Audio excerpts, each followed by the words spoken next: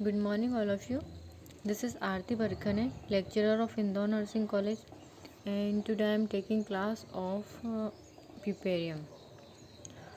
पिपेरियम के अंदर हम नॉर्मल पिपेरियम पढ़ेंगे. इसमें जनरली पिपेरियम होता क्या है, एक कंडीशन होती है जिसमें जो प्रेग्नेंट लेडी है वो आफ्टर डिलीवरी के बाद प्री प्रेग्नेंट कंडीशन में आती है. And this is a duration of 6 weeks. Third stage to 6 week तक की जो ड्यूरेशन होता है और उसमें जो चेंजेस होता है फीमेल बॉडी में, उस कंडीशन को हम पिपेरियम बोलते हैं. देखिए introduction. The piparium is the period of approximately 6 weeks which is commence following completion of the third stage of the labor. When the start of the third stage of labor and the period which until the 6th week, that period called as puerperium. In that, during this time the woman recovers from stresses of pregnancy and delivery and the physiological adaptation.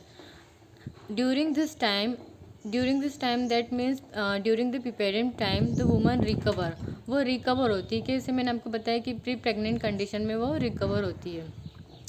इस condition में recover होने के लिए उसको stress होता है delivery का, जितना भी उसकी बॉडी में फिजियोलॉजिकल चेंजेस हुआ है, अडेप्शन हुआ है, और प्रेगनेंसी से जो भी उसको मतलब स्ट्रेस हुआ है, जैसे कि फिजियोलॉजिकल चेंजेस के कारण वो स्ट्रेस में रहती है, लैक्टेशन के कारण रहती है, बेबी केयर के कारण रहती है. तो इस कंडीशन को रिस्टोर करने के लिए of the non pregnant size में वापस आने की जो भी जितनी भी प्रोसेस रहती है वो सब इस ड्यूरेशन में होती है पिपेरियम की कंडीशन में. इसकी डेफिनेशन देखिए. The piparium is defined as the 6-week period commencing after the completion of the third stage of labor. मैं आपको बता चुकी हूँ कि थर्ड स्टेज ऑफ लेबर से स्टार्ट होकर हमारा 6 वीक तक का जो पीरियड है उस ड्यूरेशन को हम लोग क्या बोल रहे हैं, परपेरियम बोल रहे हैं. ये एम साइमंड्स इनके राइटर थे. सेकंड देखिए, the puerperium is referred to the 6 week period following child birth when considerable adjustment. इसमें ये लोग क्या बोल रहे हैं, देखो परपेरियम कब स्टार्ट होता है, 6 वीक तक का स्टार्ट होता है चाइल्ड बर्थ से लेकर.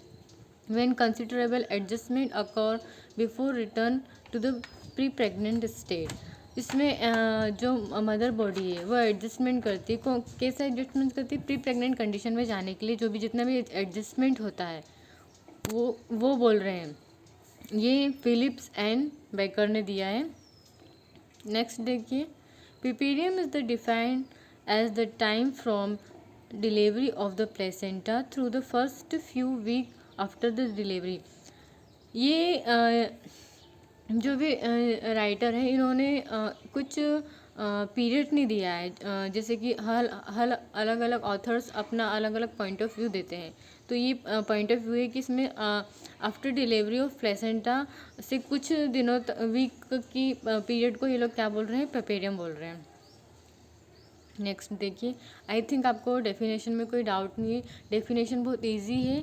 जो हमारा third stage of the labour से स्टार्ट होकर 6 वीक तक का जो ड्यूरेशन है उस कंडीशन को हम पिपेरियम बोलते हैं.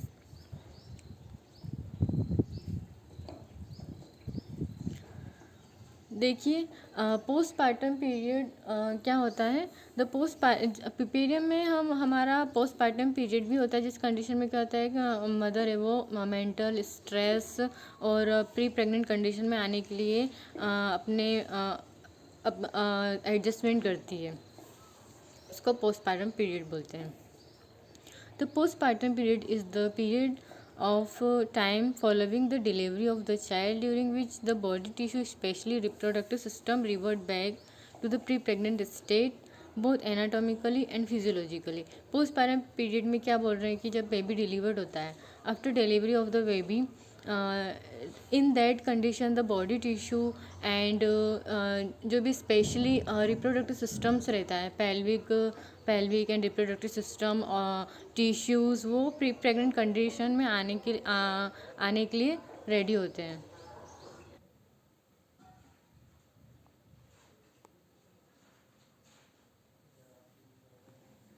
इन दैट कंडीशन बहुत एनाटॉमिकल एंड फिजियोलॉजिकल चेंजेस होते हैं बॉडी में। सेकंड देखिए, it is the period of adjustment after pregnancy. जो आफ्टर प्रेगनेंसी का जो पीरियड होता है उस पीरियड में एडजस्टमेंट करती है body. And delivery when anatomical and physiological changes of pregnancy are revert and the body return to normal non pregnant state. जो बॉडी है वो प्रेग्नेंट स्टेट से नॉन प्रेग्नेंट स्टेट में आने की कोशिश करती है।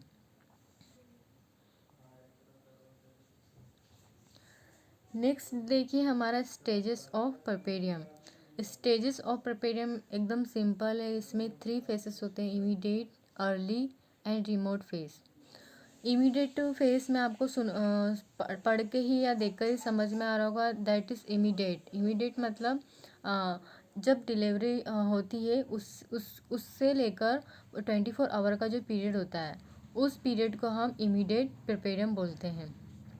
The first 24 hour after partition when acute post anesthetic और पोस्ट डिलीवरी कॉम्प्लिकेशन में अकोर। इस कंडीशन में क्या होता है कि मदर को पेन ज़्यादा होता है, अगर उसकी सर्जरी हुई है तो उसको पोस्ट अनेस्थेटिक पीरियड होता है। कॉम्प्लिकेशन इस कंडीशन में ज़्यादा होते हैं, जैसे कि एकदम सडन बीपी लो हो जाना, फ्लूइड इलेक्ट्रोलाइट इम्बैलेंस हो जाना। तो वो 24 आवर्स का जो पीरियड होता है उसको हम इमीडिएट पीरियड बोलते हैं। सेकेंड है हमारा अर्ली परपेरियम। इसमें देखिए which extend until first week of the postpartum. Postpartum after delivery का जो फर्स्ट वीक होता है उस वीक को हम क्या बोल रहे हैं, अर्ली परपेरियम बोल रहे हैं। थर्ड है हमारा रिमोट परपेरियम। इसमें देखिए which include the period of time required for involution of the genital organ through the 6th week of postpartum। जो 6 वीक में जितना भी मदर का आफ्टर डिलीवरी के बाद जितना भी उसका रिप्रोडक्टिव सिस्टम है, रिप्रोडक्टिव ऑर्गन है, पेल्विक ऑर्गन है, जो फिजियोलॉजिकल और एनाटॉमिकल जितने भी कंसिडरेशन है वो प्री प्रेग्नेंट कंडीशन में 6 वीक के बाद आ जाते हैं। धीरे धीरे एकदम से नहीं आते कि आज उसकी डिलीवरी और कल वो नॉर्मल हो गई, ऐसा नहीं होता। उसको रिवर्ट आने में टाइम लगता है धीरे धीरे। जैसे कि यूटेरस का साइज एंड शेप आज 1 सेंटीमीटर कम हुआ, सेकेंड 1 सेंटीमीटर कम हुआ, फिर 6 वीक के बाद वो अपनी नॉर्मल कंडीशन में आ चुका है।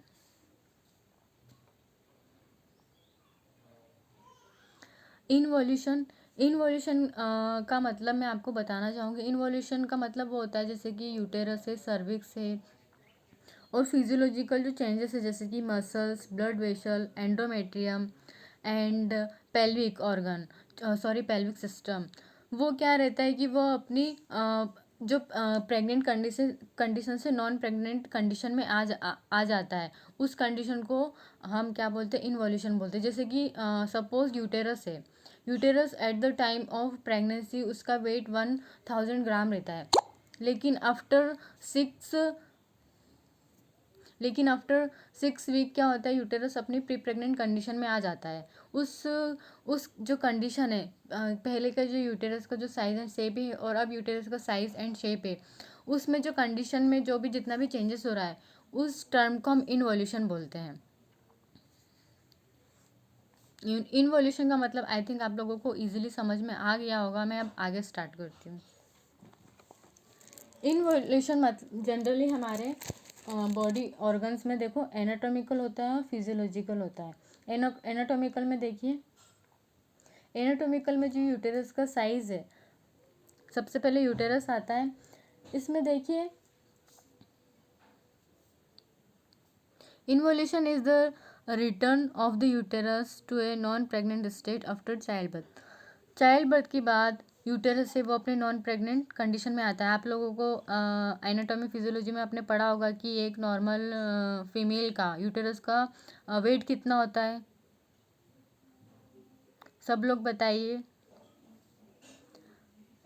आई थिंक आप में से कुछ लोगों को पता शायद भूल गए होंगे, नॉर्मल जो वेट है वो 60 ग्राम्स होता है और डिलीवरी के टाइम पे वही वेट 1000 ग्राम हो जाता है।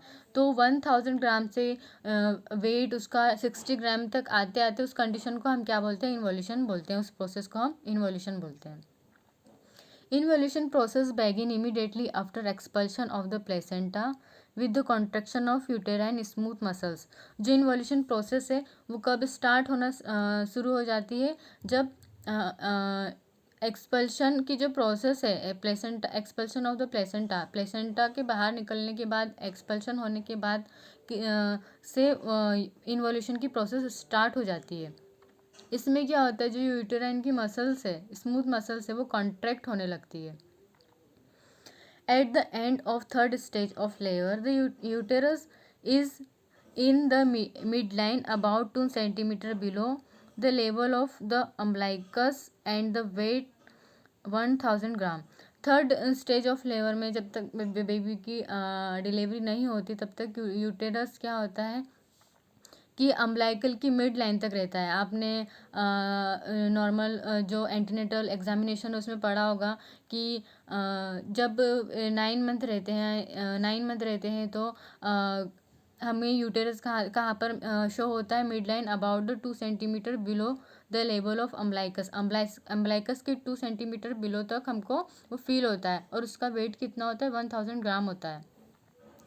उसके बाद by 24 hour postpartum of the uterus is about the same size it was at 20 weeks of gestational. लेकिन क्या होता है, 24 घंटे के बाद हम जब यूटेरस का साइज मेज़र करते हैं तो हमें कितना मिलता है, 20 वीक्स ऑफ जेस्टेशनल। मतलब अगर हम नापे तो हमें मिलेगा कि जो 20 वीक प्रेग्नेंट लेडी है और जो 24 आवर बाद पोस्टपार्टम स्टेज जो लेडी है उसका फंडस और इसका फंडस सेम मिलेगा।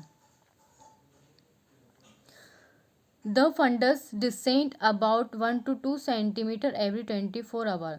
जो फंडस की जो सेंटीमीटर है वो अगर हम डेली नापेंगे तो हमें 1 to 2 सेंटीमीटर उसका साइज क्या होते जाएगा, डिक्रीज होते जाएगा। आगे मैं आपको शो करूँगी कि कैसे डिक्रीज होता है। And by the 6th postpartum days, it is located halfway between the symphysis pubis and the umbilicus। And 6th day में हम देखेंगे कि जो जो half way of the midway of symphysis pubis तक है और अम्बलाइकस तक है, वो फंडस उसकी हाइट वहाँ तक पहुँच जाएगी। The uterus lies in the true pelvis within 2 week after child birth. तो सिम्फाइसिस जो यूटेरस का साइज है वो लाइज होकर कितना हो जाएगा, ट्रू पेल्विस तक आ जाएगा after 2 weeks of child birth, child birth होने के 2 वीक्स के बाद। इसमें देखिए इन्वोल्यूशन ऑफ द यूटेरस, ये उन्होंने एक समरी दी है, देखिए इसमें involution of the uterus return to the pelvic by about 2 weeks. मैंने आपको बताया था कि यूटेरस है वो ट्रू पेल्विक तक कब आएगा, जब उसका 2 वीक्स हो जाएगा। ज़रूरी नहीं कि 2 वीक्स के बाद ही आए, किसी को 2 वीक 1 डे, 2 वीक 2 डेज़, या किसी को थोड़ा जल्दी भी आ सकता है। ये उन्होंने एक अनुमान लगाया है या रेशो बताया है कि मोस्टली फीमेल्स में इतना होता है। Be at normal size by 6 week, normal size आने में उसको कम से कम 6 वीक्स लगते हैं। The weight changes of uterus, मैंने आपको बताया था कि जब वो थर्ड स्टेज ऑफ लेबर में उसका वेट कितना रहता है, 1000 ग्राम रहता है और 6 वीक में हम अगर उसका वेट देखेंगे तो उसका वेट कितना मिलेगा हमें, 60 ग्राम्स।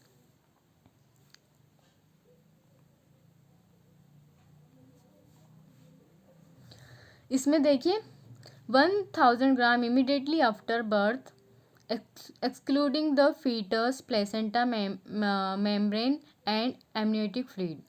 जो 1000 ग्राम है वो सिर्फ यूटेरस का वेट नहीं होता है, इतना सारा यूटेरस का वेट नहीं होता है, उसमें क्या क्या एक्सक्लूड होता है, फीटस प्लेसेंटा उसमें एक्सक्लूड होता है, मेम्ब्रेन होती है, एमनियोटिक फ्लूइड होता है, इन सबको ऐड करके यूटेरस का वेट 1000 ग्राम होता है। नेक्स्ट हमारा, जब हम 1 वीक के बाद यूटेरस का वेट चेक करते हैं तब हमें 500 ग्राम मिलता है। अगर हम सोनोग्राफी करेंगे तो उसमें हमें वेट पता चलेगा। हम यूटेरस को अलग से बाहर निकाल के नहीं नापते हैं, हम उसको यूएसजी में हमें शो होता है कि इसका कितना वेट है। देन 2 वीक्स आफ्टर अगर हम यूटेरस का वेट देखेंगे तो हमें 300 ग्राम्स मिलेगा। एंड 6 वीक्स आफ्टर अगर हम यूटेरस का वेट देखेंगे तो हमें 60 ग्राम्स मिलेगा। ये यूटेरस की बात हो गई है। अब हम देखते हैं फिजियोलॉजिकल में। फिजियोलॉजिकल में देखिए, the endometrial lining rapidly regenerate 16 days. जो एंडोमेट्रियल लाइनिंग होती है, एंडोमेट्रियल के लाइनिंग में जो टिश्यूज़ रहते हैं, लेयर रहती है, वो रीजनरेट होती है। कब? After 16 days. The placental site undergoes a series of changes in the postpartum period। जो प्लेसेंटल साइट है वो भी अंडरगोज होती है आफ्टर द पोस्टपार्टम पीरियड में।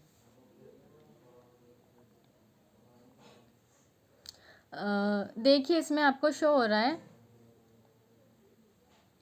ये देखिए फर्स्ट डे में उसका इतना था, देन सेकेंड डे में ये नॉर्मल 2 सेंटीमीटर कम हो गया, थर्ड में देखिए आपको दिख रहा है, फोर्थ 5th डेज में देखिए, 7th डे में देखिए और 10th डे में देखिए, ये धीरे धीरे कितना डिक्रीज होते जा रहा है। फंडस हाइट फर्स्ट डे में हमारे कितनी थी, इतनी थी, लेकिन 10th डे में इतनी हो गई। ये फंडस हाइट तो कम हो गई है, लेकिन यूटेरस का जो साइज एंड शेप है वो एकदम नॉर्मल आने में कम से कम 6 वीक्स लगते हैं।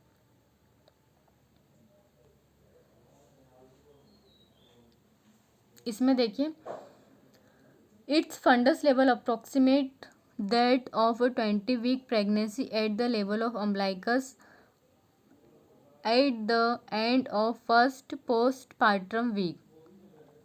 देखिए जब हम आफ्टर डिलीवरी के बाद उसका हमको फंडस हाइट कितना मिला, यहाँ पे मिला,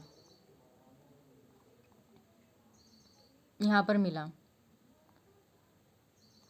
ये कंडीशन कैसी है, मान लो ये इसकी कंडीशन और 20 वीक्स की प्रेग्नेंट लेडी की कंडीशन सेम ऐसी ही रहेगी। उसकी अगर फंडस हाइट आप मेज़र करोगे तो इतनी मिलेगी जितनी की पोस्टपार्टम लेडी की मिल रही है।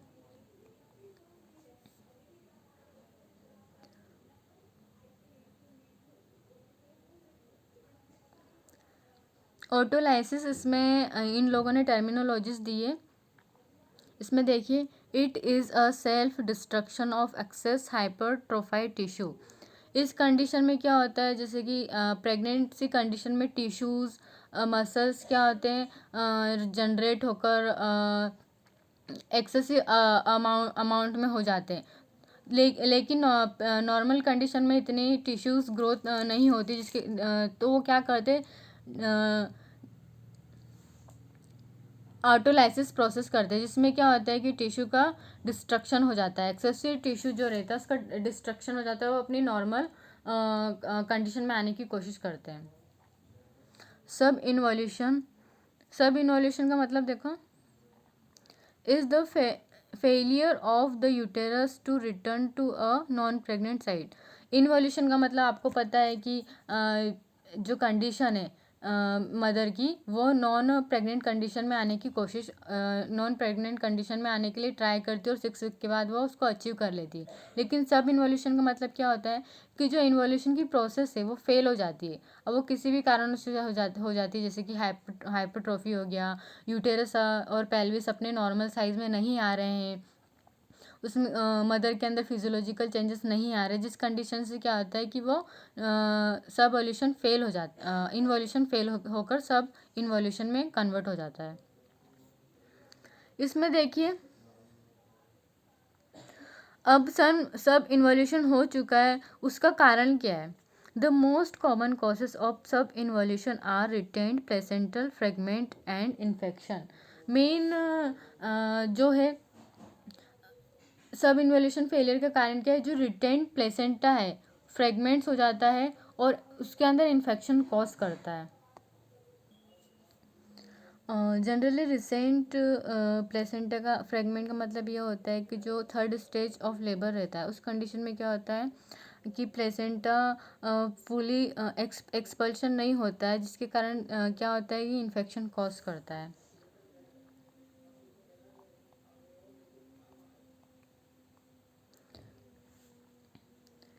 नेक्स्ट देखिए कॉन्ट्रैक्शन। कॉन्ट्रैक्शन क्या होता है, मैंने आपको बताया था कि यूटेरस है वो कॉन्ट्रैक्ट होता है। कॉन्ट्रैक्ट दैट मीन्स वो अपनी नॉर्मल कंडीशन में आने के लिए टिश्यू से उसको कॉन्ट्रैक्ट करता है।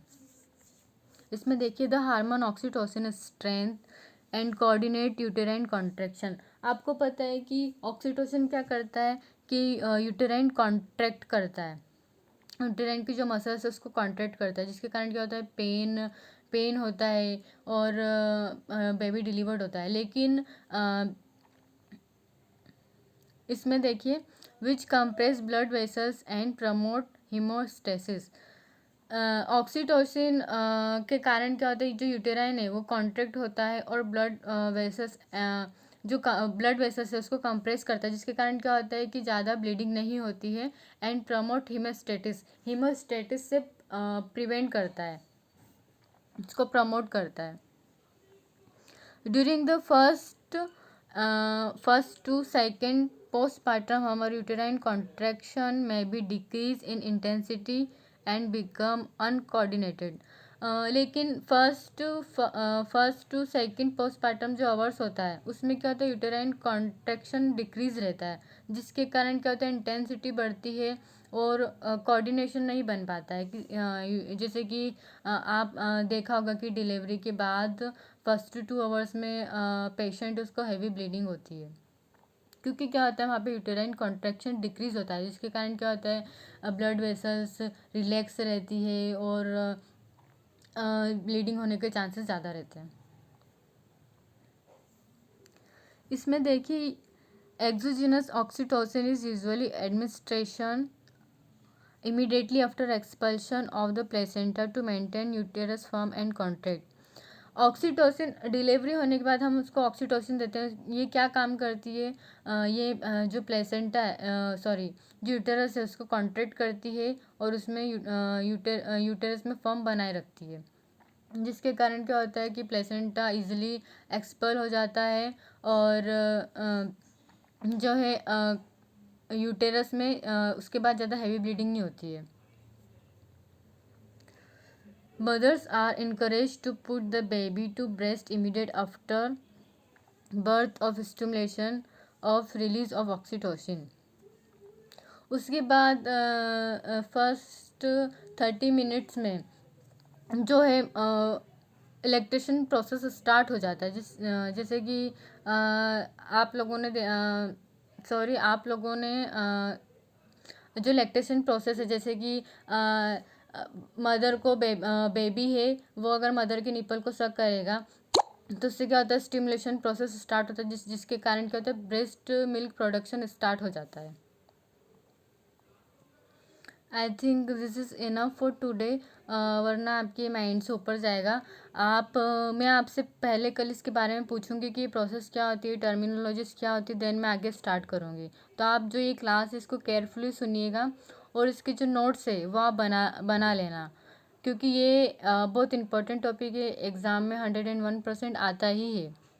और इससे अब इस क्लास में अगर आपको कुछ भी डाउट होता है टर्मिनोलॉजी से रिलेटेड या कुछ भी और, तो आप मुझे डेफिनेटली पूछ सकते हैं।